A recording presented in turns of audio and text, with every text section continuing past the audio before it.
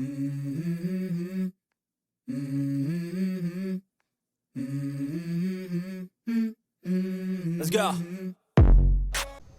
Hello, everyone, and welcome to the Buckeye Blitz podcast. I'm your host, Chad Stryker. Thanks for taking a little bit of time out of your day. Thank you for spending a few minutes with us. We appreciate it.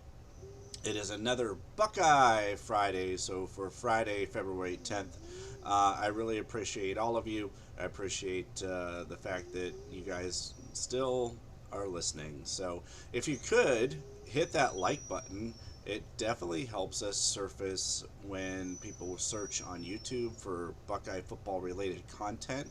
Liking these podcasts helps us, kind of creep up to the top. So I would appreciate that a lot. Spring practice begins in 3.5 weeks. The spring game is April 15th, and the Indiana game is about 200 days away. Since we last spoke, there's been a few little trinkets and headlines. It's kind of a slower period of the year. The team's not really practicing.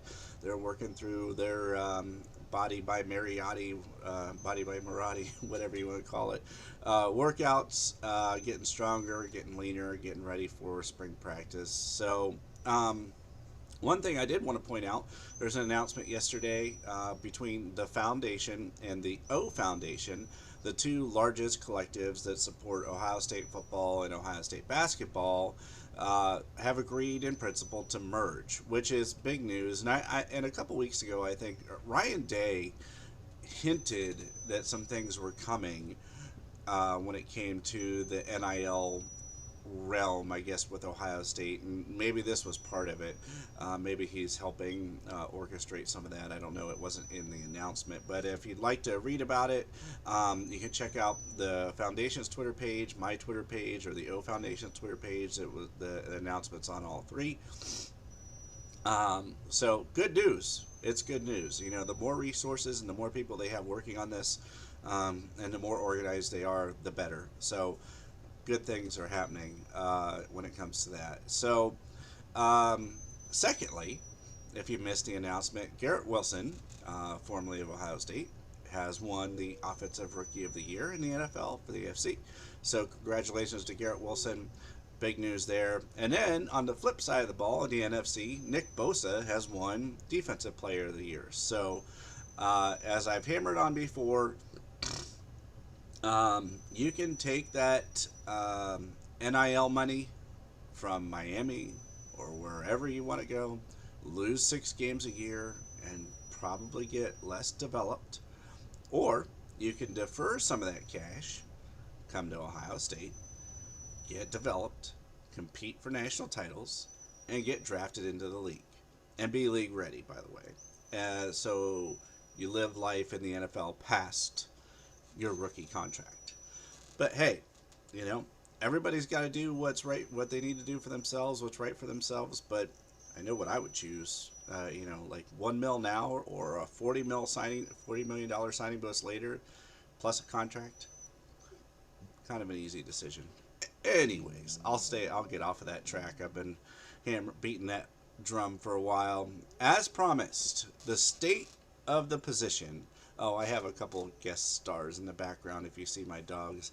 The lab is Louie, and the sheepadoodle is Wrigley, and they are best friends and constantly fighting with each other. So, um, there are two very clear things coming out of the wide receiver room. Marvin Harrison Jr. is the best receiver in college football and will start at one of the spots. Emeka Egbuka would be the number one wide receiver on 99% of the other collegiate football teams, including Alabama in the country, if he played anywhere other than Ohio State. So he will start at the other spot. Surprise, surprise. Julian Fleming is back. Um, you know, I'll be honest, it kind of presents a problem for me that he's back. Unfortunately, with his injuries and just not seeing the field because he's often been injured, he just hasn't lived up to that 5-star billing. And because of that, I feel like he may have slowed the growth for some of the other receivers underneath him. Now, Coach Hart, one of the best coaches in the country.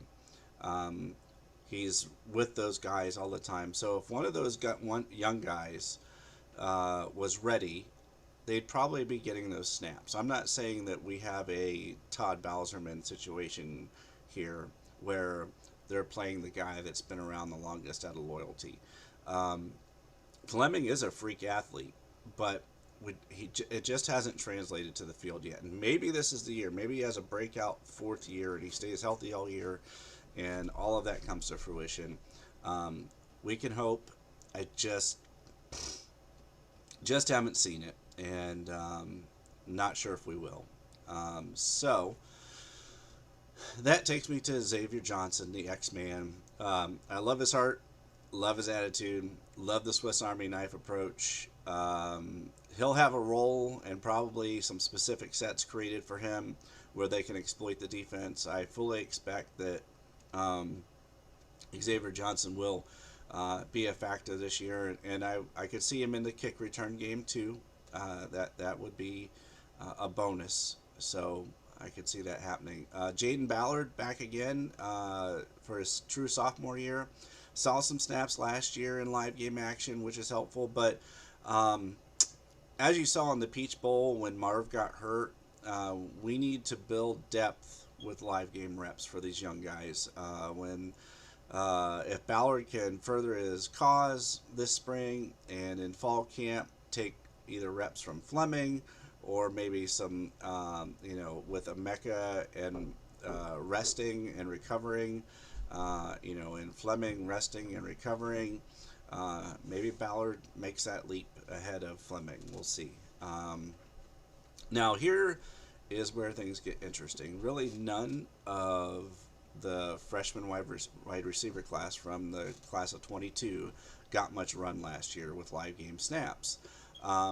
That worries me because if you think about Olave at the end of 2019 against Michigan, he blocked that punt, caught a couple touchdowns, or Garrett Wilson the year after, where he played the majority of the year as a true freshman because he was just that good.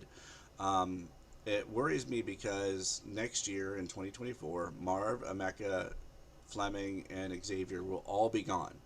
All those snaps, all those reps, all those catches are either going to be gone or in the league, one or the other. So the sidewalk is ending for Fleming and Xavier Johnson, and Marvin Emeka will be in the NFL. So I could see Xavier Johnson getting drafted by like the Patriots and playing like 15 years as a slot receiver, under Bill Belichick. He's just that kind of guy. However, what that does lead to is, in no particular order, what's left on the roster. Currently, we have Keon Graves, Caleb Brown, and Kojo Antwi, Caleb Burton from last year. So we didn't see Keon Graves very much, or we saw Caleb Brown a little. We saw Kojo Antwi a few times in late games. He had a few catches, and Caleb Burton. So I would expect one of two things to happen here. Because of the incoming class of Brandon Innes, Noah Rogers, Carnell Tate, and Bryson Rogers. Either a couple of those guys are going to elevate their play because of the incoming class, or somebody, one or two, or maybe, probably two somebodies are going to leave after spring ball. I don't know, who or what. I have no way to predict this. I'm just taking a guess looking at the depth of that room. Or maybe they're willing to wait a year and, next year after Marvin and Emeka and Julian are gone, then they get their run. We'll see. We'll see. But that would make a lot of them, if they didn't redshirt, true juniors. Long time to wait. So what I really think I'd like to see Kojo Antwi get, he kind of reminds me a little bit of Ben Victor. And I'd like to see what he can do, and we'll see what that crop of last year's wide receivers looked like. I mean, they were star-studded wide receivers, and it's understandable why they didn't crack the top two because, gosh, you had Marv and Emeka. I mean, those two guys are. I mean, it's the 1-2 punch, probably the two best wide receivers in the country. So, If not, the Emeka's in the top four best wide receivers in the country. That leads me to the incoming class. So Brandon Inniss, Noah Rogers, Carnell Tate, and Bryson Rogers. So I would not be shocked in the slightest if Brandon Inniss either cracks the two deep or is the main slot receiver this year. Wouldn't be surprised at all. His skill set's that good. I also wouldn't be surprised to see Carnell Tate make an immediate impact in the kicking game. He is probably going to end up by the fifth game being our primary kickoff guy and punt return guy. Just saying. Wouldn't be surprised.